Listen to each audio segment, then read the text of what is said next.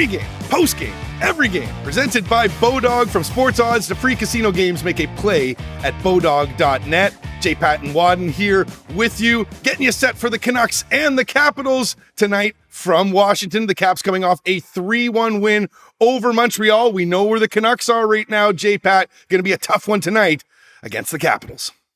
Yeah, the Caps took 3 games to get their first victory of the season. Maybe that's the same thing for the Vancouver Canucks. You're certainly hoping, if you're a Canucks fan, that they get this thing right, because this is now to the midway mark of this 5-game road trip, and they certainly don't want to have to go into Columbus on Tuesday night, still looking for that first win. And if you want something to hang your hat on, Andrew, how about this one? Let's go back a little bit to last January, about a month into Bruce Boudreau's tenure.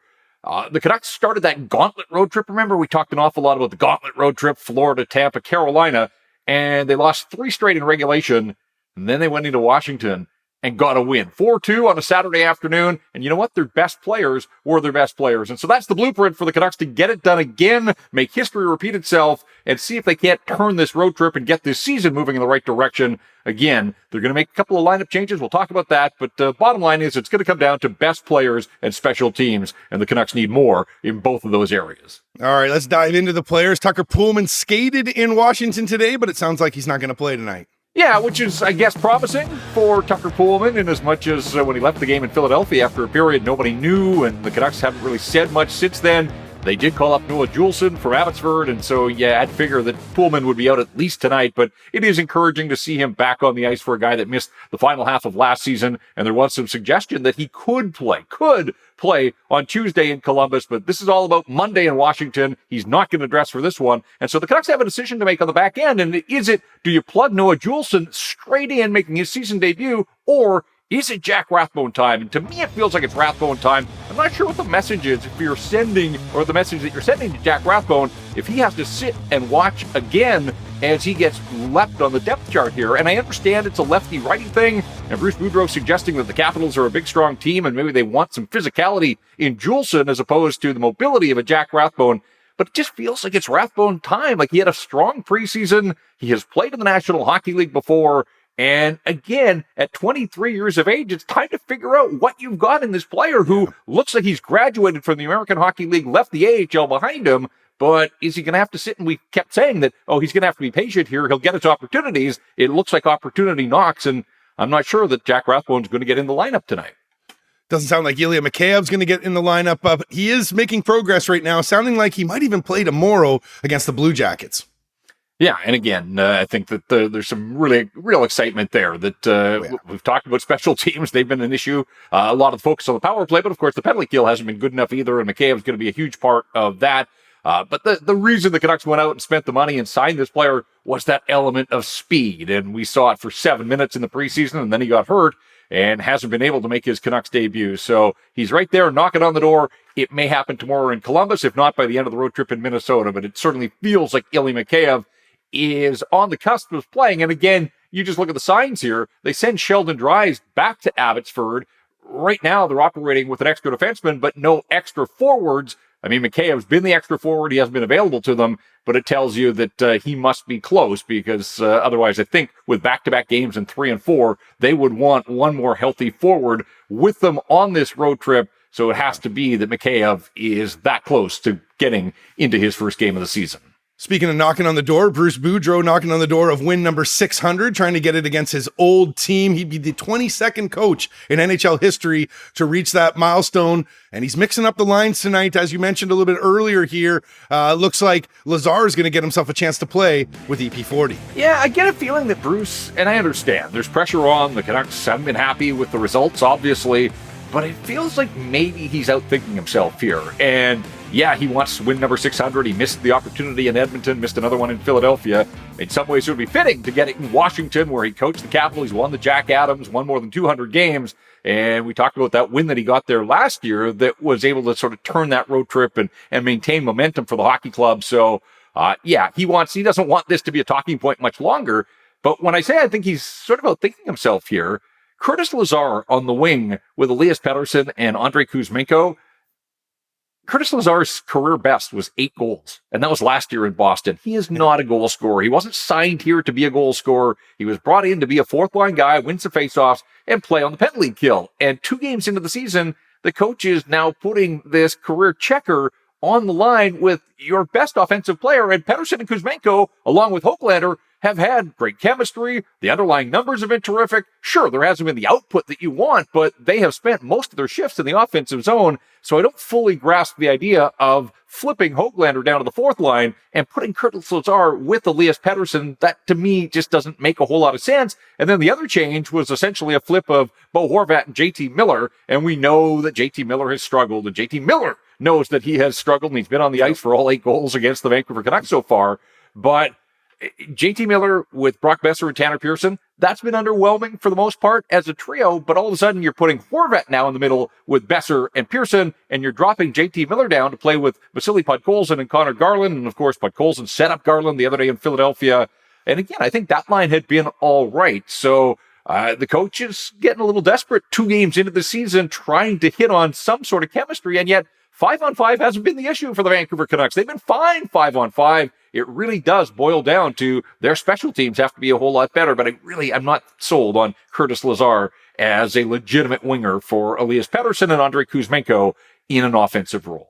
Perfect segue into the special teams there. Yeah, the power play has struggled this year. 1 for 13, but the PK, it isn't doing very well as well. Just over 50% at 4-4-9. But let's focus in on that power play. 1 for 13. JPat, this has got to be a strength of the Canucks. They got to right this ship. And they know it, and those players know it, and they've talked about it. But again, talk is cheap. It's time for action, and they can't wait a whole lot longer here. So, this is a Washington team that's without Nicholas Backstrom. He's coming off hip surgery, and there's questions about whether he'll ever play again. Evgeny Kuznetsov didn't practice yesterday, didn't take the morning skate either. And so if he can't play, I think that's 2 pretty significant pieces that are out of the Washington lineup.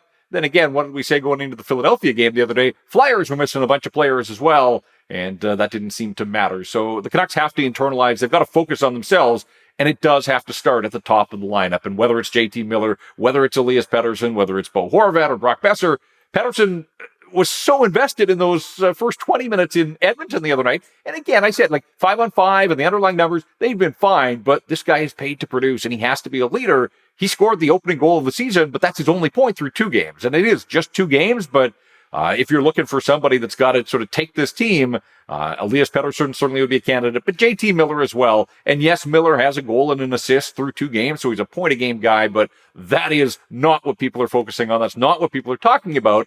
It's the puck handling, the puck management, the turnovers, the giveaways, and ultimately, those have come back to blow up in the Canucks' face, shorthanded goals in both Edmonton and Philadelphia. And as we said on our postgame pod the other day, you can't operate, and obviously they won't over the long haul, but you can't have a power play that's running a deficit, and that's the case right now. 1 power play goal for, and the power play has given up a pair of shorties. So they got to get that sorted out. I want to see more shots. I just want to see more purpose. I think that's really where, just invest, dig in. These best players, if they think they're working hard, work harder, because ultimately they're not getting the job done. Starts haven't been an issue. Last year, that was one of the storylines of the Vancouver Canucks. Hasn't been the start problem. 3-0 lead in Philly, or 3-0 lead in Edmonton, 2-0 lead in Philly. It's about playing an entire 60 minutes, all facets of the game, and just making sure that you're not making those killer mistakes that are going to come back to cost you the way that the Canucks have here in the first couple of games of the season.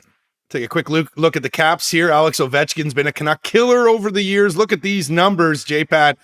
Boy, they're going to have to hold down the grade 8 tonight. Well, you say that, and then you do look at the numbers, and really a little bit surprising. I mean, this is one of the great goal scorers, obviously, of all time, and certainly the best goal scorer of his generation. And he's 110 goals, 114 goals behind Wayne Gretzky for the all-time goal-scoring mark. So, he's 37 now, but as impressive as his goal scoring has been, so is his durability. And I think that's what lends me to think that he is going to get there, or if not, it's going to be remarkably close at the end of the line for Alex Ovechkin. It's just the fact that this guy is available and plays almost every night out. And so he essentially needs 4 30-goal seasons, again, at the age of 37. We'll see. But when you look at his career against the Canucks, he has played 1,277 NHL regular season games.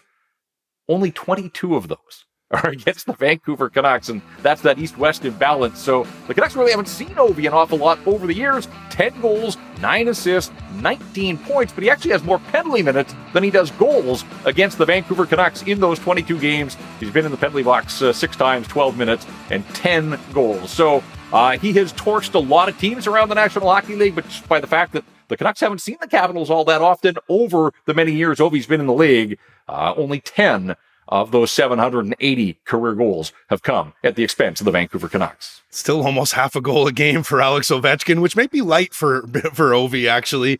And that leads me now to my Bodog best bet, and it's centered around Alex Ovechkin. First goal scorer at plus 850. I'm taking the grade 8 to score first in this game.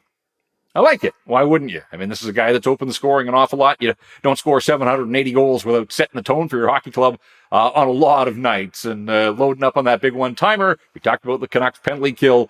It's been an issue. Obviously, you got beaten 3 times, including the empty netter in Edmonton, but the Flyers were able to score a power play goal as well. So I think that's going to be one of those games within the game that you have to keep an eye on. If the Canucks take penalties and they put the Caps on the power play, even without Nick Backstrom, there's enough guys there to get the puck into that wheelhouse in the one-time spot for Alex Ovechkin. So I like that one. I'm sure the Canucks are hoping that it doesn't happen, but I think you're sort of playing your hunches on this one, and why not? It's Alex Ovechkin. He knows where the net is, and we'll see if he is the guy that opens the scoring in this hockey game tonight. Some fantastic value there as well. Okay, this is everybody's favorite part of the pregame. JPat, who from the Canucks needs to do something tonight? Well, before I get to my candidate, I just want to say I'm going to really be monitoring Quinn Hughes' ice time, because the 28 minutes and 27 seconds that he played in Philly the other night, that is the season high around the National Hockey League so far. Now, we're only a week into the schedule, and there will be guys that get up over 30 at some point, and Quinn Hughes could quite possibly get over 30. It might happen tonight if they dress Noah Juleson already without Tyler Myers and Tucker Poolman and Travis Dermott, and the depth is being depleted here as we go. They're going to lean on Quinn Hughes. He played over 10 minutes in each of the second and third periods in Philadelphia. Remember, though, this is the start of back-to-back and 3 and 4. So it's not just about the workload tonight. It's, how does that affect him moving forward? But Quinn Hughes, a terrific player. The Canucks are going to need him to be at his dynamic best. So certainly they would welcome him doing something, but I got to go to JT Miller. I mean, he brought it on himself the other day, the F-bombs and the post-game. He knows. He knows that he hasn't been anywhere close to good enough. And as we said, the point per game, yeah, that's fine, but that's not what it's all about with JT Miller. It's about sort of lowering the temperature in his own zone, the mistakes and the miscues and the giveaways and the dangerous cross-ice passes and all those types of things. Just tidy that up. Play just a sounder game and do what you can to help this hockey club. And really, he hasn't done a lot of that. Certainly not on the special teams. This is a guy that plays a lot in all situations, and they just need more. They need more and they need better from JT Miller. So we'll put it squarely at his feet tonight. He's not alone, but JT Miller is the guy that has to do something to help the Canucks get win number 1 here in this 2022-2023 National Hockey League season. Do you agree with JPat's pick tonight? Leave it in the comments below. Tell us who you think needs to do something if it isn't JT Miller. Remember, we'll be back post-game. We'll have the post-game podcast for you as quick as we can on all your favorite podcast platforms. All right, JPat, going to be a good one tonight. The grade 8, Alex Ovechkin. Always great to face off against the Washington Capitals and Ovi. But not only that, Bruce Boudreau looking for win number 600, and ironically enough, could be against his old club. This has been another edition of the Rink Wide Vancouver podcast, presented by Bodog. For Jeff Patterson, I'm Andrew Wadden. Remember, Rink Wide is the show that always scores.